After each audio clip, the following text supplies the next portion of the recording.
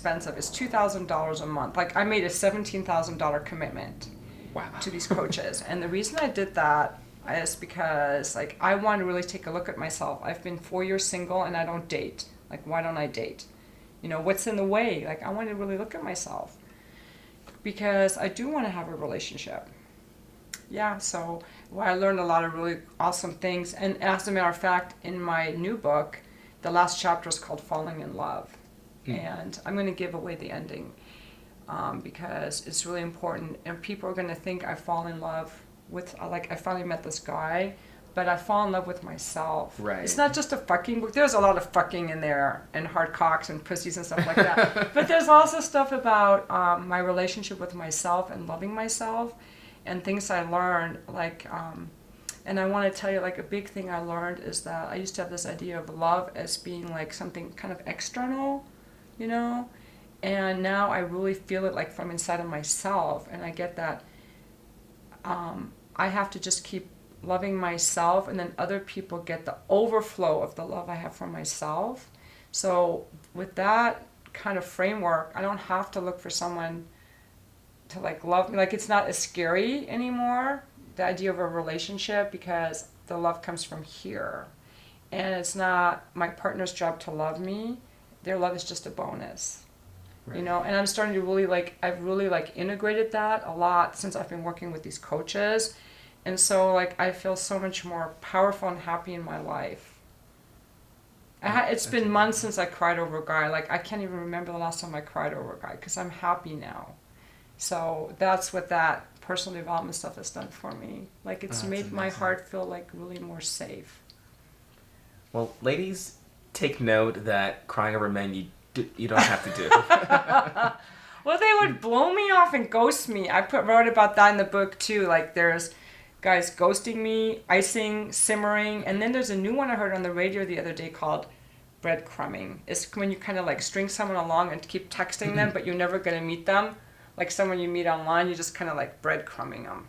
Well, and that happens. Well, the virtue of meeting somebody online, I mean, this is just my own personal opinion. When it comes to meeting online, that to me that's not real. I mean, you're building something in a superficial world where you think you might get an outcome, or you build up this idea of what it can look like in your head, and then if you ever get to that point, it ends up not being anything of, like, real value, or you find out, oh, maybe this really wasn't what I wanted at all. And I know women that are in their 40s. I mean, even women, I'll say her name, my aunt, who just met another guy on Black People Meet, and I'm thinking, you're in your 70s and you still believe in online dating?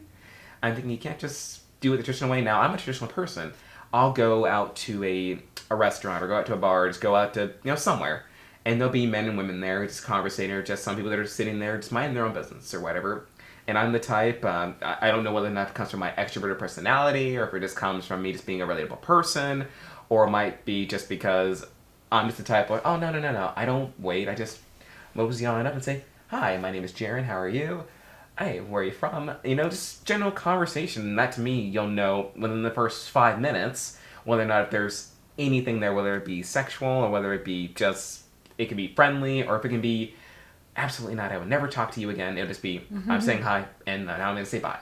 I mean, I had an experience like that when I was in Ireland. I met a girl, she was from Moscow, and I saw she was just drinking a beer and just taking some pictures with her phone. We were watching a band perform, and I said, she looks really pretty. I just want to go over and say hello. Oh, so I go on over, and I ask her, hey, are you enjoying your drinks? And like, oh, yeah, it's really good. Are you getting one? And I said, oh, yes, I am. I'm getting one from my buddies. We're just, hanging out. You here by yourself? And she goes like, oh, yes, I am. I'm on vacation. And I said, no, that's great. Are you traveling alone? She said, oh, yeah, I travel alone. I'm a teacher.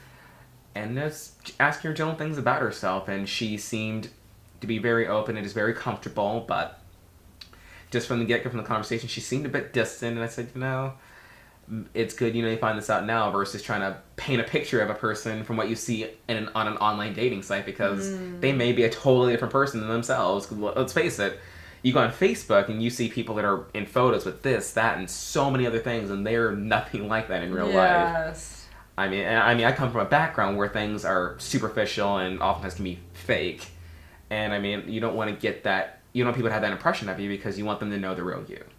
So it's really amazing, that your development coaching has shown you all of these new things. So that brings me to my next question. In the relationship coaching, would you say if somebody that's married and having been married yourself, if you had maybe done this when you were married, do you think you probably would still be married till now, or do you think the outcome would have been the same? The outcome would have been the same. I was talking to my stepmom yesterday, and she kept saying, "Oh my God, your ex-husband." I call him Brad in the book, so I'll call him Brad now. She's like, "He just loved you so much. I remember the last time you guys came to visit, and this was a month before I left him. She said, I remember how he came in the kitchen and how he talked to you, and she said, I'll never forget that, like how much he loves you." And as if that was enough, and it wasn't. Like he totally loved me, Mm-hmm. but not in the way I wanted to be loved. Love isn't enough. When you say love isn't enough, do you mean like physically or just all around? Like on a My dad loves me. He's not talking to me. My ex-husband loved me. He didn't. He was afraid of intimacy. People have walls up around their hearts. right. Or people like an alcoholic can love his wife. What kind of love do you offer? What kind of life do you want? Like love isn't enough. My kids love me. That doesn't mean I'm going to marry them. Love is not a sufficient condition for marriage. Like, do we want the same things out of life? Oh no, you're absolutely right about that. I mean, and it starts with compatibility. Yes, that's the part. But actually, when she said it, it triggered me a little bit because I felt like she didn't mean to insult me at all. But it triggered me a little bit as like she said, you may never meet someone who loves you that much again, and relationships aren't perfect, and kind of like I wasn't really grateful for what I had, because that's how my family sees it, because my ex-husband was a really good guy. And so what I want to say about divorce, this is really good, if I may just take a little sidestep into divorce. No, like, getting divorced doesn't mean my husband was a alcoholic, or he abused me, or he cheated on me, or he didn't pay the bills. It doesn't have to mean that at all. It's about what you said. I love that, compatibility. And when I was trying to make that decision about whether I should leave him or not, I'd gone to the counselor, and she asked me what I wanted in a relationship, and I told her. And then she said, "Have you ever had that with him?" And I thought about it, and I'm like, no, I've never had that with him. And I realized I never would. And so that made it okay to leave. And I think a lot of women, maybe they feel like, this guy loves me, I should stay, or he provides for me, I should stay, or we have this history together, I should stay.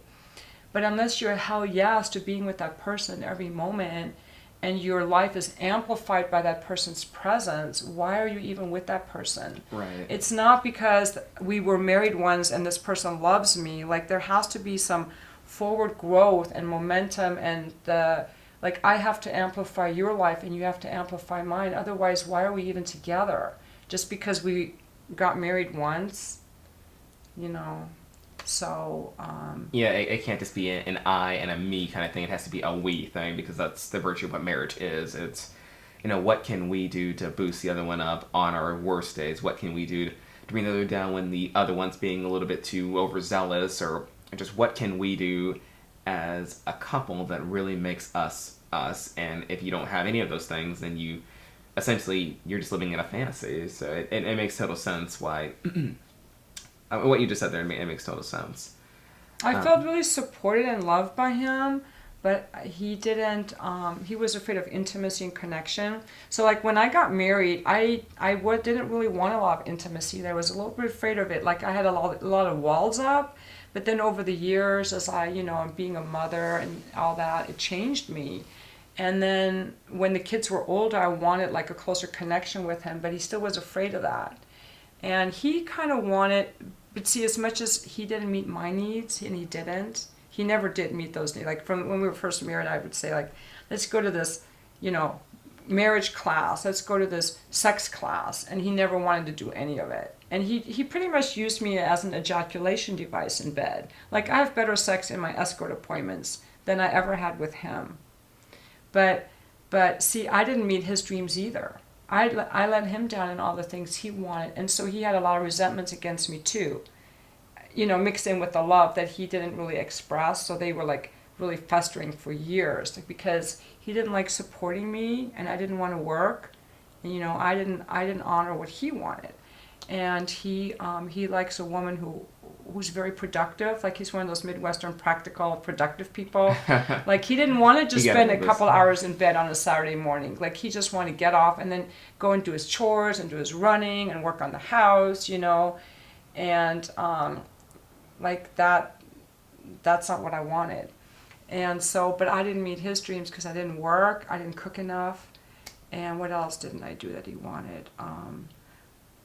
I think that, and he really was into like he always wanted to build houses and flip houses and do that kind of stuff, and I hated all that. I think because he was so much into doing stuff more than just being with us, and I just like being with people more. Right. Like, we spent years, like, when we talked to each other, we never looked each other in the eye, like you and I are doing. And even though he loved me, I want to tell you about this, because my stepmom said he loved you. But see, even when we had sex, he always kept his eyes closed. And if I wanted to play any romantic music at all, he would be like, turn that off. And, let me tell you this. I want to tell you this part, if I can. Oh. I feel like this is a therapist couch I lay down. Okay, no, this part is really good. I mean, whatever makes you feel comfortable. We have all the room in the world now. Okay, because she said he loved me, but see, here's the thing. About 2 weeks after that, we were having sex, or no, it was maybe a couple weeks before that. We were having sex, and I told him I loved him while we were having sex. And I noticed, because like there's for women, like for when we are more in our hearts, or a man opens up us emotionally, we feel trust and safe, like we get more turned on and aroused, like it makes like our body open up. And so like I noticed when I said it, and we never said that to each other, I said it, and I felt myself getting more turned on. So I'm like, I'm going to say it again. And he got super mad at me. He stopped thrusting, and he's like, why are you saying that? And I didn't want to ruin the mood, so I just like kind of pushed my sadness away. But I was like, okay, now I get it. He always told me sex is only physical, and he really means it. Like, he didn't know how to bring his emotion into it. That's really why I left him. So that's what I mean. And I gave you that detail because, people think, well, he loved you. But how much could he love anyone? What was his capacity to love, and did it match my standards and my capacity? Like maybe, but in other ways he was a lot more loving than me. But intimacy wise, like, I want to have somebody that has I want to have like a really vibrant, emotional, intimate, sexual relationship. Yes. And I didn't have that with him, despite how much he loved me. And it's like you were saying earlier, sometimes love isn't enough. I mean, Marvin Gaye would say, love can always conquer hate. So yeah, that's what love is supposed to be, but it can't fix compatibility. I mean, if I say I like pancakes and you say you like waffles, and I say, oh, I don't like those, but I don't like those. So obviously that's not going to change because we love each other. It's like, oh no, that's just going to be one difference that's likely it's going to stick, pun not intended, but like literally, like you said earlier, sometimes love isn't enough, and I mean, you could love somebody till the farthest reaches of the moon, but ultimately it's never going to fix compatibility. I mean, you've got to find those similarities, you've got to find the compatibility, and it can oftentimes take people 5, 10, in your case 25 years to find out that compatibility may have been there and we thought it was, but come to find out that it wasn't there. Yes, because see, here's the thing. When he met me, he's like, oh my God, she's getting her bachelor's in computer science. She's going to work. Because he wanted an equally empowered woman that would contribute to the income. But I saw him and I'm like, oh, he's going to have an engineering degree. I can stay home and raise my kids. And like our dreams were like way off. And at the time we had the same dreams, kind of like going to college, work, have a family. But really that isn't really like a dream. That's just like living the confines of a life. Like, we never really talked about what our dreams were because we didn't think about those things. I think people think more about that now, like with the internet and people, like all the self-love movement. I think people are more aware of what are their dreams. But a lot of people are in relationships where their dreams and their needs aren't really met. They're just in relationships because they don't want to be alone. So my next relationship, I'm only going to have it if it's like a hell yes. And like, I'm amplifying your life and you're amplifying my life. My gifts lift you up. Instead of being with someone who doesn't want my gifts, who keeps trying to suppress them. Like my ex-husband was always trying to suppress my sexuality. You know, I want someone who's going to encourage it. You know, not suppress it. And I want to be with someone whose dreams I can encourage, because I was suppressing his dreams, and that made me feel bad about myself. You know, I didn't feel good about myself when I wasn't encouraging his dreams either. So yeah, the whole compatibility thing I think is really important. It's hard to find people like that. Oh, no, you're absolutely right. Little fun fact about me. Before I left the country, I was actually due to get engaged. Oh, really? I was, and that fell apart due to some more personal issues on her end. I'm not gonna woman bash. I'm not saying this to bash anybody, but the compatibility was definitely there. But like you said earlier, amplifying the other one, and I said. And now you've said that, it gets me thinking, my God, maybe, just maybe, she was amplifying me more, but was I really amplifying her enough to the point where, oh no, she's just going to love me and want to cherish and honor me because, you know, I amplify her, and now I'm more thinking about saying, maybe it really wasn't. I mean, maybe it was, see it for one thing, but of course as a man, you know, everybody knows this, that men, we go blind to these kind of things, but at the same time as men, we don't want to think about these things. We see what we want to see, and then of course when we come to find these things out, it's too late. And I mean, I don't fault her under any circumstance. You know, she did what she had to do for her, which is respectable. I mean, she stood up for herself and said, hey, I've got to do this, I need to move on, and saying, so do you, and you've got so many other great things you're doing in your life that I just can't contend with, can't keep up with. You know, it's not for me. And, you know, I understood that. You know, I'm always on the go. Anybody that knows me as a person knows that, oh no, you want to talk to Gerren, you got to make an appointment. Or if you want to see him, you gotta do different things just to get a hold of him, because he's either in this country doing this or he's on location doing this. So I definitely agree with you though about amplifying the partner, because I think I didn't amplify her enough, and that's ultimately why my relationship fell apart. Yeah, so wouldn't it be awesome if you were with someone who's like, oh my God, like I'm so excited about Gerren because I love how he goes off and does all these things. Like someone who's excited about that, either because she loves going with you or because she's happy by herself knowing that you're off doing your man stuff. You know, and then you're going to feel like really good in that relationship because someone's really going to appreciate you for exactly who you are. You know, and someone who's really like, I love that he's so outgoing. I love that he talks to everyone. You know, that's gonna, yeah, totally. And I think she was wise to like recognize and stand up and say no rather than just being yes and just for the sake of the relationship or because she was afraid to be alone. So she did you a great favor actually. And I bet your next relationship's gonna be even better. Yeah, and that's how it always goes. The next one's always better, and it's gonna be better probably than you ever even dreamed. And you'll look back at this one, you'll be like, oh my God, I'm so glad it didn't work out. Even though at the time it doesn't seem that way. Oh no, I best believe my comrades that I've traveled with, they distracted me indefinitely. They got me to try Guinness for the first time, and I was just engagement's off. I need a Guinness. Guinnesses. A funny story. We were in downtown Dublin. We were pretty drunk. Walked into a pizza restaurant. It was run by an Israeli family, and she was bringing us up, and I asked her, I said, do you like working here? She was like, yeah, kind of.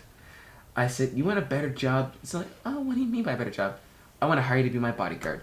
You said that? I said, I want to hire you to be my bodyguard. I was really drunk, and I told her, I'll pay you €20 an hour, because in Ireland, getting paid at least €10 an hour is a lot of money. I offered to pay her €20 an hour to be my bodyguard, and she said, yes, yes, yes! And I handed her €20, and then I woke up the next morning, and I said, guys, why am I missing €20? They say, oh, because you tried to buy somebody to be your bodyguard. Rolling. All right, and we are back. Thank you, as always, guys, for tuning in. So we're going to shift gears a little bit here. We're going to get that escargot going, or the escort going. So Schahrzad, anybody that knows you knows that you are an escort here in San Diego, the highest paid in San Diego, to my knowledge. Well, not necessarily the highest paid, but my rates are among the top. Or among the top of San Diego. Yeah. So probably the biggest question is, I mean, you're really educated. You have your MBA in computer science. Have 3 wonderful children. I mean, have a great life. People are probably wondering, why did you become an escort? Because I like it. Yeah. I had a job consulting for school districts on facilities when I was writing this book, and I quit my job to do this book. And I've had some really good jobs where I've had good opportunities, great colleagues, but in a lot of jobs I've had, I felt really stifled and oppressed because I was doing someone else's work. And the job I had that I loved the most, more than writing and being an escort, was when I was a realtor during the housing bubble and telling everyone that we had a housing bubble. And just pointing out the obvious and creating something, like speaking forth a truth. And I feel like that's what I'm doing now. I'm living my own truth and my own dreams and my own desires. And I don't like, I'm doing my own work, which is not just the escort work and learning about my body and interactions and interacting with people, but it also helps me with my writing and my work of empowering women to own our sexual pleasure and to take away the taboo of sex. I like that I work for myself. I like that I work only a few hours a week and I have time to write. I like meeting new men. I like the interactions. I like sex. I like the money. And honestly, I'll tell you this.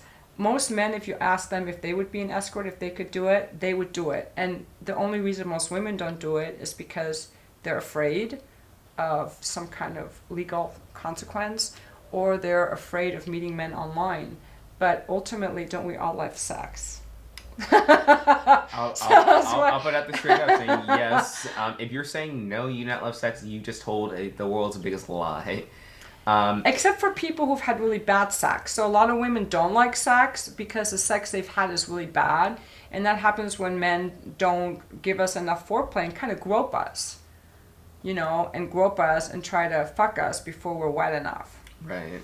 And then the women don't like the sex, or they have resentments against their partner, and then our bodies close down and it doesn't feel good. But when a woman says she doesn't like sex, it's because she's never had good sex. So now, in your opinion, what would you differentiate between good sex versus bad sex? Like, what to you makes sex good and what makes it bad? Oh, for me? Well, you were talking a little bit about how a girl, how they'll shut themselves off if they've had bad sex. So what would just be some key things to make the sex bad? Well, I can tell you what makes it good. It has to do with the man's presence and his sensuality. It's not just a bunch of technique. So right away, like how someone touches me, already is going to create a certain feeling in me. I like it. A man who knows that he has to turn a woman on by touching her anywhere but her genitals. I don't like it when men just start groping me.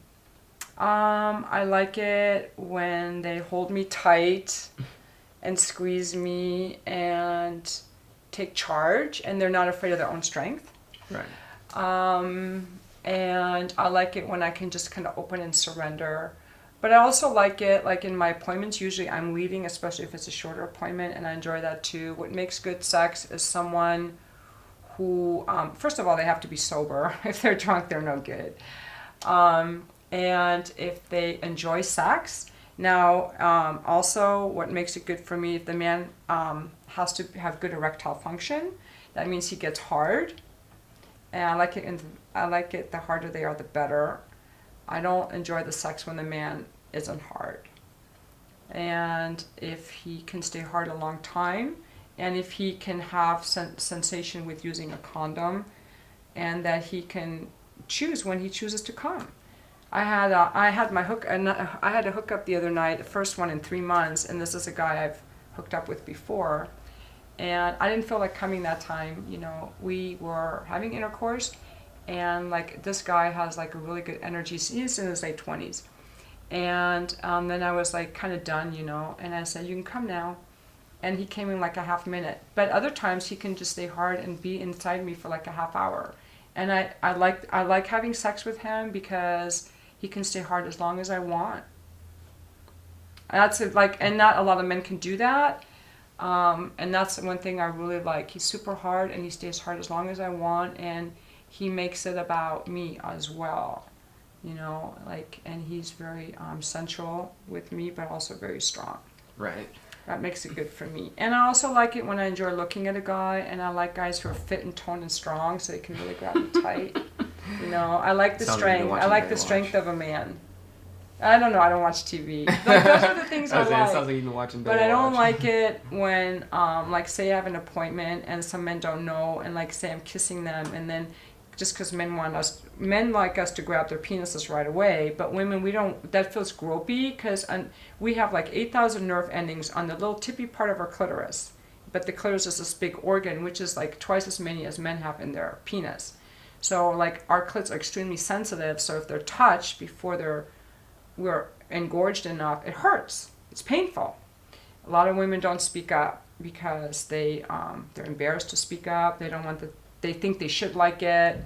I don't know. They don't want to offend the guy, and then it hurts. So the man has to really get the woman warmed up and not just go right for her clit. I hate it when they go right for my clit. It's like, please don't do that.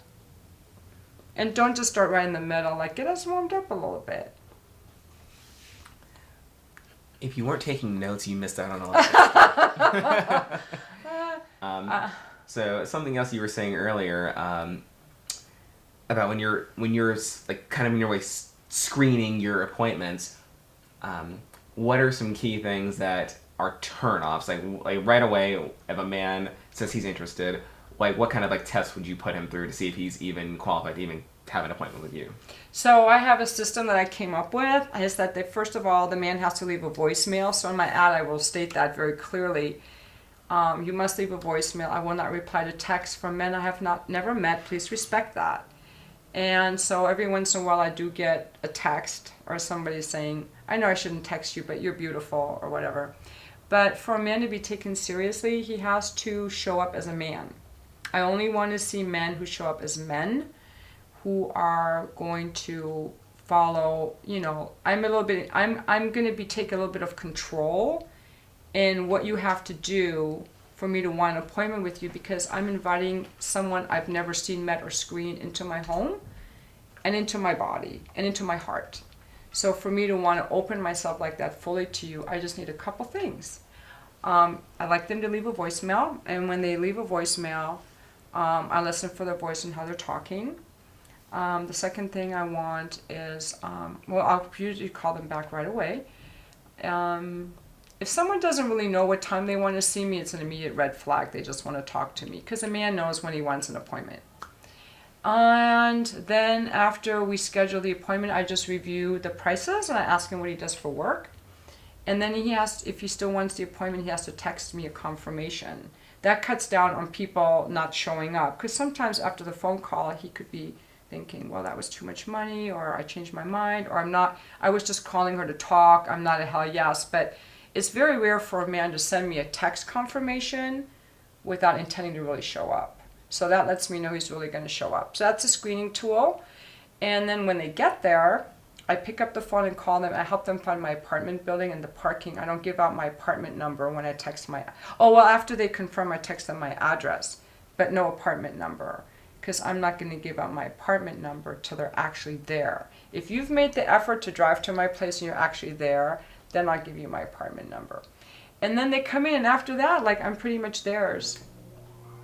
That's my screening method. You know, it works super well because it eliminates people who are too drunk to drive, or who had their licenses removed, or who don't have the cash to pay, or who can't manage their money, or who are afraid to leave a voicemail because they're insecure or afraid, or they don't want it badly enough, or or men who don't want to drive to me. Like, I'm not going to drive around San Diego servicing men in hotels. Like, I'm not going to do that. I know, and that's But a lot of So girls will, overrated. and then they charge for that. But you know, like I have a fear of going to hotels because, see, when men come to my home, I fuck them. And I can't promise them that on the phone because on the phone, we're talking about money for time. And charging money for sex is illegal, so I do not charge for sex. It's illegal to charge for sex. But I charge for my time, invite men into my home, and when they get there, I fuck them. That's my procedure. Right. And that keeps me from getting entrapped because no one ever has to talk about the money or what I'm going to do for the money because that is illegal. So I don't talk about it. I just do it. And that's kind of how I work around this whole stupid system of you're not supposed to charge for sex. Well, why not? Sex is legal. Commerce is legal. And it goes to not charging for sex goes to the fear of child sex trafficking, which is a separate issue, and it goes to the taboo around sex. It's like prohibition. That is quite the science to get this work down to. And I mean, and like you said earlier, it just keeps the amount of lose, just keeps it, I mean, at an absolute bare minimum, man. Apparently it's been working for you for a long time, because you've been doing this for a while now. In June, it'll be 2 years. Oh, wow. Wait, only 2 years? Yeah. And would you say this has made you more sexually independent by doing this versus maybe just having traditional sex? I don't, like I told you, I had a hookup the other day, and I felt like a depletion when he left, because he spent the night, he left in the morning, he had to go, but I felt like this doesn't feel good. But see, if he would, when they pay me, I never mind when they leave. When they pay me, I feel like I got something out of it, because if they weren't paying me, I couldn't do this anymore. Because, see, I wrote this book, I had hooked up with so many guys, and I just got tired of the meaningless hookups.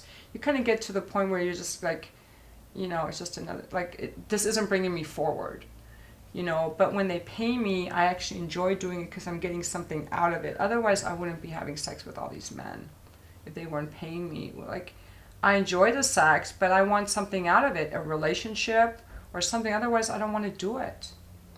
Yeah, I mean, like, It's gotten old. Yeah. Oh, yeah, it's definitely. Gotten old.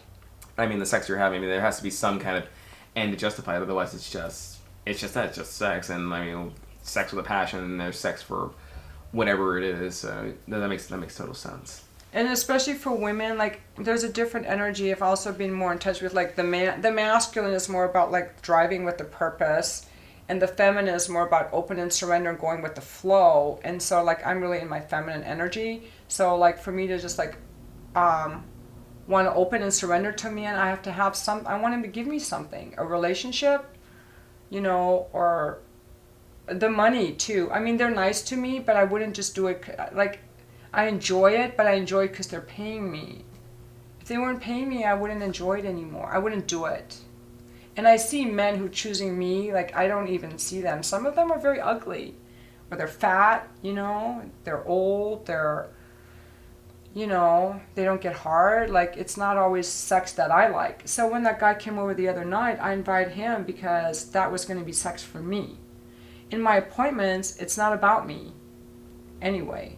And even when I was hooking up with guys, 90% of the time the sex was very mediocre. You know, if I knew I was going to have great sex every time, maybe I would hook up. I don't know. But it has gotten old. I forgot your question. No. This is good. I mean, because you're talking a lot about the hookups. I'm thinking, oh yeah, with things like Tinder, and I recently heard about this other one called Grindr, which apparently. Oh, that's for gay men. Yeah, I found out about that, and I thought, like, what the hell is that? Like, I've never heard of anything like this. But I said, but then again, I don't use those. You know, I use Tinder for half an afternoon. I swiped through about, maybe say 4 dozen photos, and I said, you guys are in pictures with other people, so how do I even know which one is you? They didn't seem like they were real?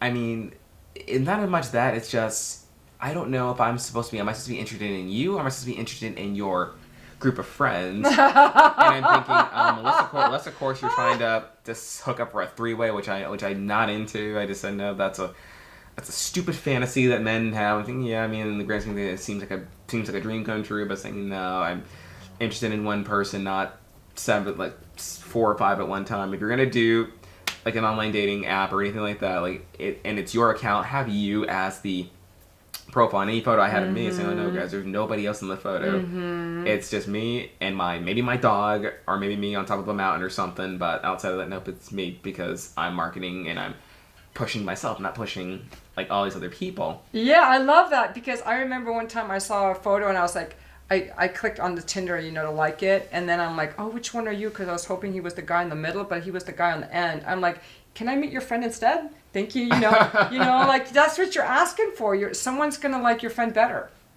because we all have different taste. Oh yeah, and men that probably don't know is that women, especially if they like you, or if there's some kind of attraction, she'll show you off to her friends. She'll introduce you like, oh, this is my friend so and so and so and so and so and so, and that's showing you off, saying, oh, she's interested because she's doing that. But when you're trying to get a hookup, I'm thinking, okay, I mean, who am I hooking up with? Am I hooking up with you, or am I hooking up with her, or am I hooking up with both of you? I mean, I need to know because, as a man, of course, men, we don't like to think very long about things, especially when we're trying to get off. We want to think about the logical stuff later. I say no, sex first, logic later. And sorry guys, got to put it out there. And I mean, that's when I gave up on Tinder, excuse me. It's just for half of an afternoon. I said, no, it's nothing here. It didn't feel real to me. It just all felt like just girls saying like, oh, look at me, I'm cute, I'm whatever. It's like, no thanks. I mean, I've seen better shit on MySpace. So that is an interesting way of putting it out there. So one additional follow-up question about your escorting business. Out of every man you've ever hooked up with, you don't have to say their names, who would you say was probably the best experience that you ever had, and who was probably what was probably the worst one you ever had? And again, you don't have to say their names. Well, in my book, I'm going to, in my book, one of the best experiences I had is the guy David I talk about in the end. So he was one of the best, and one of the worst was the guy whose chapter is called Spit on My Cock. He was I think he watched too much porn.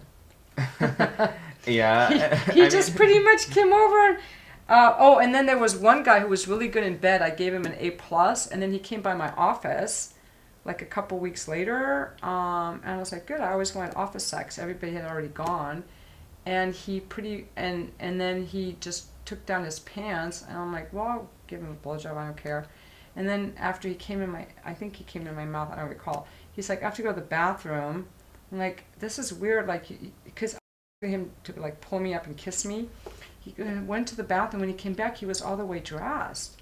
I'm like, what the heck? And then he goes, I gotta go now.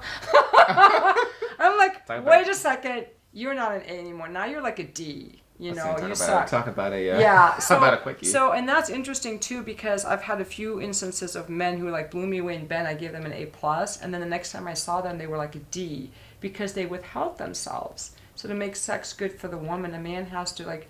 I had a client the other day who withheld himself, and I said, if you really want to turn on the woman, you have to open your heart a little bit, and you have to like show a little more enthusiasm and stuff. And then he started like being more affectionate with me, and he could tell how much more turned on I was. So when men withhold being affectionate, or they withhold their strength, the sex is really bad. Mm-hmm. So it's more of that than the technique per se. Yeah. But you can never go wrong though with good technique. What? But you can never go wrong though with good technique.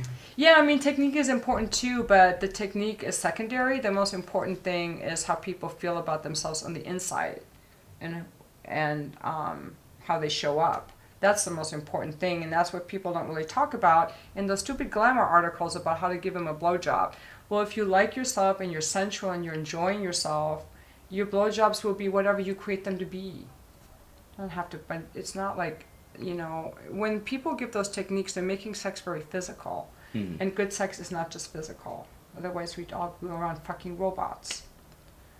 That's a very good way to describe it. And like you just said earlier, yeah, obviously that guy, he probably watched a little bit too much porn. And I say that's the same thing for any man.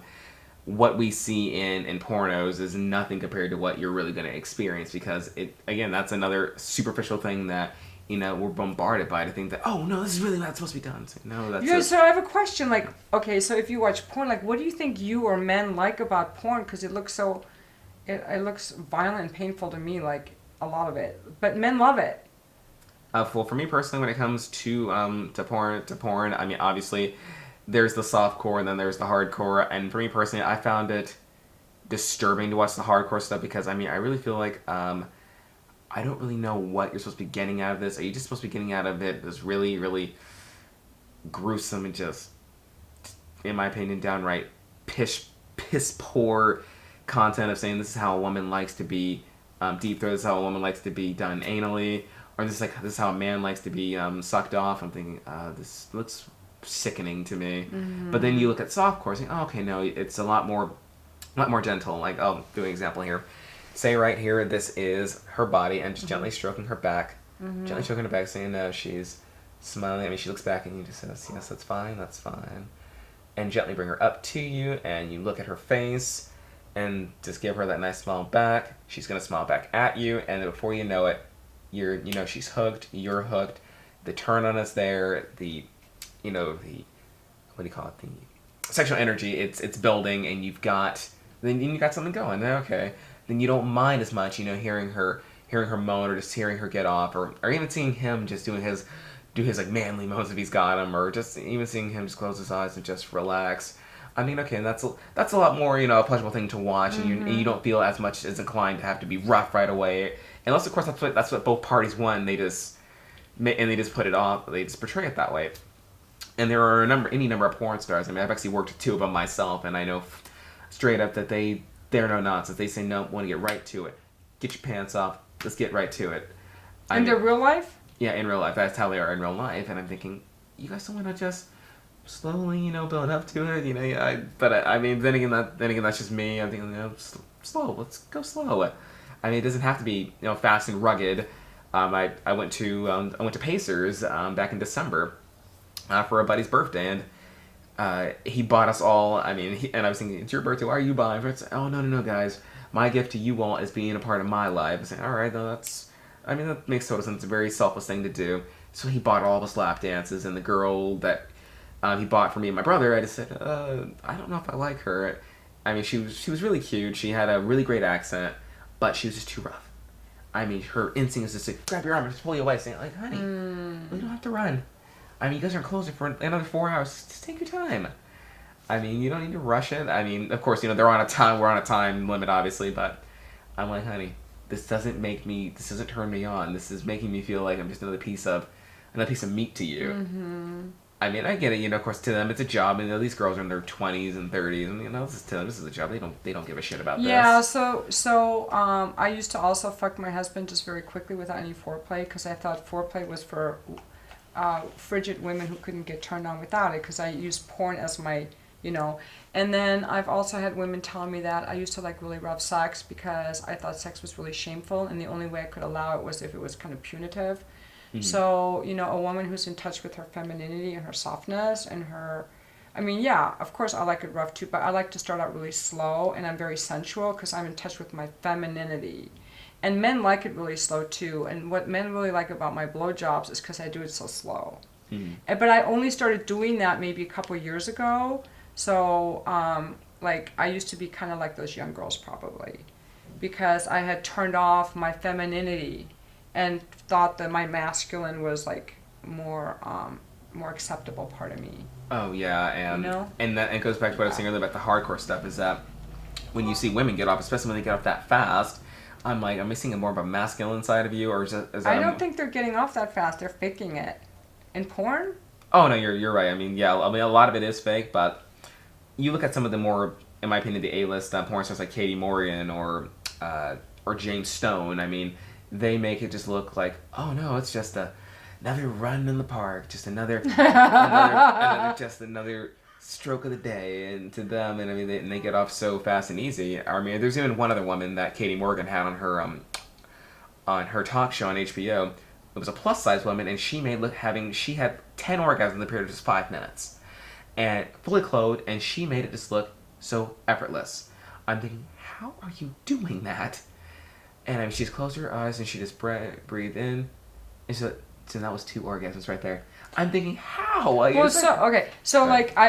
it's possible. Like, there are some women who have multiples, and I don't know. I think most of the women who have multiples have like really tiny, tiny ones. But to get a big orgasm, usually it takes a lot of a buildup for a woman, and it takes a woman 20 to 30 minutes to become fully aroused and engorged.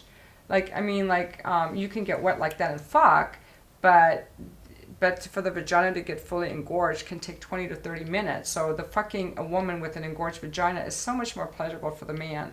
And also for the masculine energy, and I know this from when I'm seducing a man, you know, I get pleasure out of seducing someone and the whole process and the response. And for a man, a man gets turned on turning on the woman. A man gets turned on turning on the woman, how she responds to him, how she's moaning, how her body changes and her skin flushes and her pussy lips get more full of, you know, coloration or more engorged and more wet, and like really like enjoys that whole process, like opening up a flower, like it's an experience. And, you know, touching a woman and her soft skin and feeling her hair and just to get lost in the woman.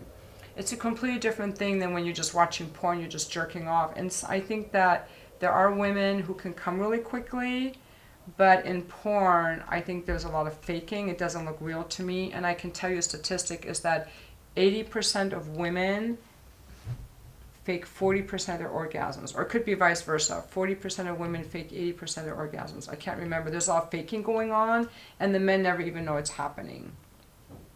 And again, as a man, you know, we go blind to that stuff, as I was saying earlier, and of course, you know, that's... I want to say one more thing. Sex isn't about orgasms, so like men come to see me, they're not coming to have orgasms. They're coming for an experience with the woman. If you want an orgasm, you can just jerk off. So a man who wants an orgasm is going to masturbate. So a man wants to be with a woman to be in the presence of the feminine radiance and the softness, and to be touched, you know, to have an experience. For me, for women wanting to be with men, I think we like their strength, but also for me, like if I feel like penetration and I want penetration, I can't really give that to myself. So when I want sex, it's a lot because I want penetration. But yeah, because I can't give that to myself. But a man can get himself off with his hand. But I can't finger myself. My hand isn't long enough and dildos don't feel as good. So, but I know for other women it could be, you know, a lot of reasons people could want sex.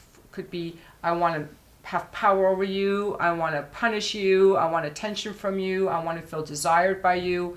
So I want to talk about the difference between sex from connection versus sex for connection, which is a more needy kind of sex. Like I'm having sex with you because I want to feel important, valued, desired, or I want to like get off and then leave you because I want to punish you, versus I'm so connected to myself, in touch with my pleasure, like I'm just going to enjoy you. So I can only have sex from connection, like if I'm upset or stressed or anything, I can't have sex at all. But I don't believe those women on their orgasms. I think there's a lot of faking in porn. That's why I don't like, and that's why I like gay porn, because they're not. I don't think they're faking it. And I don't know any women who like anal. It's very rare for women to like all that anal sex. Like, I think those women all have to be drugged. Because I rim all the guys. I lick their asses, and most of them have never had anyone do it. Because women are afraid of asses. I never heard that before. That's an interesting way to do it. But even though there are lesbians who like anal sex too, and so that takes away the taboo of, oh, I can't have a woman penetrate my ass because it makes me gay. Well, lesbians have anal sex too. So I was saying, well, yeah. I mean, when you put it that way, I'm saying, yeah, then it doesn't seem so bad. But I don't have anal sex. Like I pretty much, like in my appointments, I have pretty much very traditional sex, and that's what I like. And here's the part I love the most. We're talking about connections. We're talking about opening up. So now we're opening it up to you, our viewers, from Twitter.com. You guys have a lot of questions that you've sent us over the last several months, so we thank you for that. So now we're going to change gears here and answer your questions from Twitter.com at the Schahrzad Podcast. So I'm going to start with the first one, which comes from John Connolly. Do you think it's better for women to shave pubic hair before sex or after? He really asked that? I didn't want to believe it myself, but yes, he actually asked that. Before or after? Yeah, is it better to shave your pubic hair before you have sex or better to shave after you have sex? I don't get the question. It doesn't really make sense because... I don't know. Maybe we should... Can we make it just a question about pubic hair? Oh, that's fine by me. Whether we should shave or not. Well, As a man, I'll be openly honest. Yep, I do shave because honestly, I just never liked hair. Besides the hair in my head, I don't like facial hair. Even women, if they've got like the little mustache or even got just some whiskers, I just say that's just really unattractive to me. Or women that have hair under their arms, I just said, nah, can you shave? So you like you shave your pubic hair, or you like the woman to shave hers? I shaved mine. Oh, okay. And you like the woman to shave hers. And it's also because I was a swimmer through most of my life, so we always had to shave. We had to wax all the time. So I grew up having to do that, but also, I mean, it just bushiness on a man just made it just like, oh, I mean, we're already hairy enough as it is, and sometimes we can't even control it. I'd shave my beard, and before I know it, 2 days later, it'll be back. I like your hairy face. Okay, I'm the opposite. I like hair on a man. I don't need it on his head, but I love it on his body. And I don't like it when men shave their pubic hair, because to me they look like boys. I don't like the boys.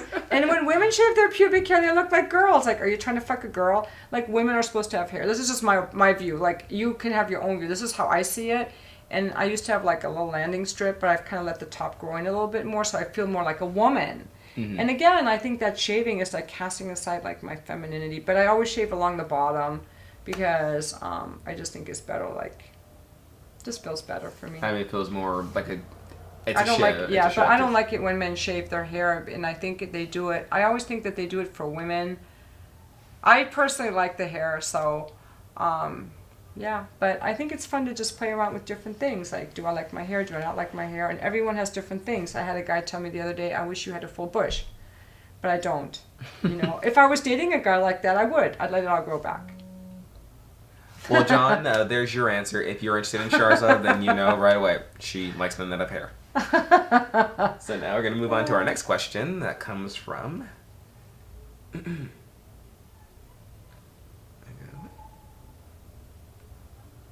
Next question here comes from Nora. Would you say being an escort has given you more sexual independence?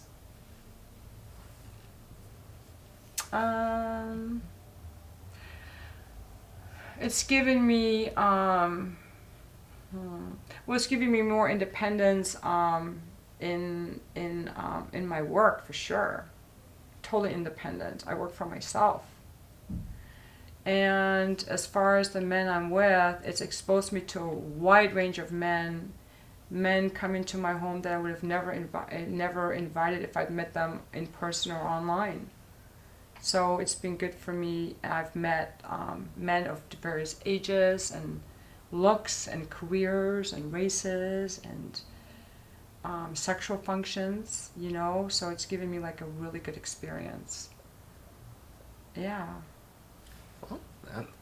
I mean, whenever you're trying out something new, I mean, the whole benefit of doing it is to see where it can take you. I mean, it's for exploration. So, I definitely think Cora was in the right mindset when she was asking about more independence, because she was mentioning I've actually met her in person, and she was asking, she was actually telling me that she tried different things with her husband, and only till they really found what they liked, the sex they were having was bad.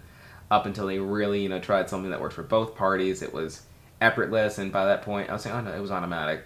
And now they're having sex more often now than they ever have since they've been married. So, definitely think your answer really gives her some peace of mind, knowing that testing her and pushing her sexual independence really has helped her marriage. Yeah, and that's great. They probably had an honest conversation. They hadn't had it in a long time. Like, I don't really like what we're doing. Let's do something else. And sometimes people don't want to have those conversations. It's great to just be honest, and even in bed, be just like, that doesn't feel good, or I like it, I don't really like this, I like this better, and just be honest about it. All right, moving on here with our next question, and this one comes from Sean Torres. He's asking, why is it that as 20-year-old men, we're more interested in just having sex for just fun, rather than having it in a relationship? I think it's a testosterone. I'll agree with that. I did say that once in a room full of people, that I felt the testosterone level in the room was a little bit too high, and they were saying, like, why are you saying that? Because, guys, look around you. We're all a bunch of minus 2 or 3 guys in the room. I said, guys, we're all a bunch of single guys in our 20s to 50s. Only 2 of us in here have been married. All of us in here have been in such shitty relationships. You don't think for a second the testosterone in here is a little bit too high? You don't think a little bit of estrogen in here would really just lighten the mood a little bit? We don't all feel inclined to have to compete all the time. And they say, no, maybe just a little bit. So, and I think you and I were talking about this once before, how you were saying how you didn't like having sex with 20-year-old men because for them, do it for just so they feel more like a man. They don't feel like there's any like responsibility or any commitment, sort of say, from their sexual relationships. Yeah, well, I mean, women like sex too, but the thing is, that's the difference again. Let's talk about the energy. So the male energy, like traditionally, so whether you're, gay or straight or whatever, so the masculine energy is more about being the doer and driving the action forward. So you need someone who's got like that, and see, the masculine is going to be attracted to every woman. So it's in the nature of a man to be attracted to every woman, to a woman's radiance, regardless of her age or whatever. Like, that's just natural for a man. And it's a man's decision what he does with it. So there are men who, who will be in a relationship with a woman even if they don't have sex, or they do have sex. Like, they still want a relationship, but that doesn't mean that they don't want to just fuck every woman. So I think that man may not have, he may not be aware. He just sees he likes to fuck all these women. Maybe right now he doesn't want a relationship, but it's not true that men don't want a relationship. That's not true at all. Men want a relationship just as much as women want a relationship, but men are also aware of, like, I could fuck her, and her. Whereas for women, we tend to feel more like, well, I want to fuck, but who's going to fuck me? Because I have to open my heart and my body to you. So I need to trust you, respect you, and feel valued and appreciated. Else my body's going to be tight and it's going to hurt. So that's the difference. And so that's why women often will get more attached, because they've opened their heart to have sex with you. Whereas the man driving the action doesn't have to do it to the same extent to enjoy the sex and to get off. In fact, a lot of women can't even orgasm with a man until they feel extremely comfortable and have been with him many, many times. So they have to have this emotional comfort that a man doesn't need.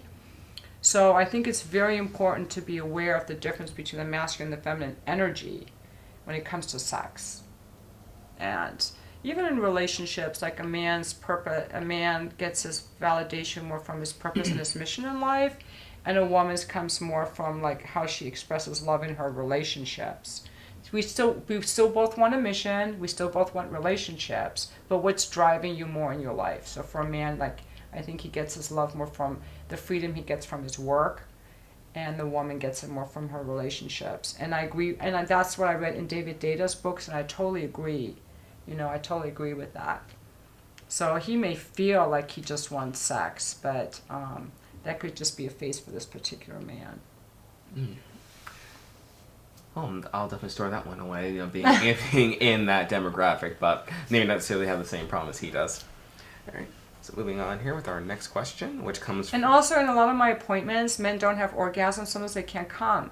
I mean, it doesn't happen all the time, but sometimes it comes and they still have a really good time. It's not about orgasms. Even the men that are horny, it's not always about orgasms. It's about wanting the touch and the affection and the connection too. So I don't agree with that guy. Oh, I mean, but I know how he feels, because I know what it feels like to be super horny and just want to fuck. I think we all do. Yeah. All right, moving on here. The next question, it comes from Lindsay. I'm bisexual, currently dating a woman. She wants to experiment using a strap-on. I don't want to use it because it's an infrequent reminder of my failed relationships with men. What should I do? I mean, logically speaking, I would just say you're not interested. Well, yeah, she can say that, but I think it's a great opportunity for her to explore what the feelings that she's still carrying with her from her past that are going to stop her from being open in any relationship she has. So she's carrying those past feelings along, which, she's super aware of herself, because a lot of us do that and we don't even know it. So whatever pain she has around that she's still carrying, associating it with, someone who penetrated her in a way it hurt or whatever, I would just invite her to get some healing around that before she ever approaches the whole strap-on thing again, and then see if maybe something she wants to do. I personally don't enjoy the sensation of a strap-on. They feel like dildos don't feel as good as like a finger or like a penis, because it's real human skin. It just feels different. I've never enjoyed the feeling of a strap-on that much or a dildo that much. Well, and this is my own opinion. I say, not that I have ever tried a strap-on, I don't ever care to. You were saying... Never say never. No. No, not changing my sexuality. Okay. Not changing my sexuality overnight. But that's not for gay men. It's called pegging, because I've used a strap-on on men before. It's called pegging. Oh, I've never heard of that. Yeah. Mm-hmm. I'll have to teach you to write that one down for me later. I mean, what you were saying earlier about human skin, I was saying, oh no, because humans are warm-blooded, and I mean, it feels a lot more natural, and it feels a lot more welcoming and comforting knowing that you have warm skin contact versus, say, a non-committal and cold toy touching you. I'm thinking, yes. You're right. Yeah, so for this woman, I would wonder if she likes to be penetrated by a finger. So yeah, so if it's the inanimate object or if she just doesn't like penetration. Yeah, and she was saying in her question that she was saying she doesn't want to do it because it's a frequent reminder of her failed relationships with men. So I mean, it could maybe just be out of fear because, she thinks if I'm with a woman now, I don't want to feel like I'm still with a man. She probably wants to maybe have sex with a woman just in a different way because if you've ever seen woman-on-woman sex before, you know that there are so many different ways to get another woman off versus how a man would get a woman off. But hopefully your advice, helps her out, and she and her girlfriend have a better experience, and it's all more enjoyable for her. Okay, there's one more thing I would ask her is she with the woman because she really prefers women, or is she with a woman because of her negative feelings about men? Because then that she would be with the woman for not the right reason, I mean, it's okay to explore, but these are really good invitations to do some healing in her heart. And I bring that up because I myself only recently realized I'm still carrying the negative feelings of my relationship with my ex-husband, how I felt. And that's why I haven't dated. Because when I think about a relationship, right away that feeling comes up, and I hadn't linked it that I hadn't let my ex-husband go. So it's really great to uncover these layers and do some healing like that.